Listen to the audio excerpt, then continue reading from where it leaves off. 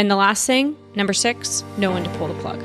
Know what line you will draw in the sand and say, nope, I'm not accepting that, and then be prepared to terminate. Understand what termination means. Understand how you're going to manage those out-of-network patients. Understand how you're going to notify those patients. Now, of course, this is a last resort, especially if you've built a practice that takes a lot of insurance and you don't want to do cash pay or primarily cash pay, then you need to be able to know where to draw a line and say, it is not worth it for me to see these patients, but then how am I going to handle and manage that when I do decide to terminate? So again, I think the more that we stay organized, the more that your office knows exactly when they can terminate, when they can renegotiate, the more successful you're going to be at actually getting your rates to go higher.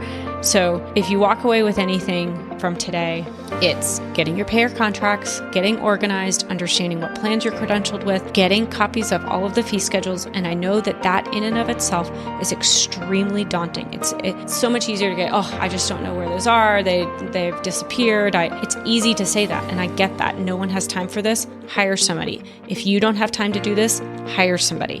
It's just critical that this get done if you're going to see and manage insurance patients in your practice. Once you kind of get an idea of the fee schedules, then you can start ranking them. Okay, who's my top payer? Who's my bottom payer? Now, some of this information you can see from your billing reports. So they're depending on the software, and some softwares are better than others. You can actually see, okay, what's my receipts per claim per payer, right? So if you're seeing about the same type of patients across all of your different payer networks, and your average receipts per claim for one payer is much less than another payer, then you may have some ideas while you're trying to gather all of this information to go, I know these are probably my top 3 payers, and I know these are my bottom 3 payers. Focus on the bottom 3 first. Focus on getting their contracts. Focus on understanding where they stand against Medicare. Focus on getting their representative, the payer representative that you're trying to get in contact with.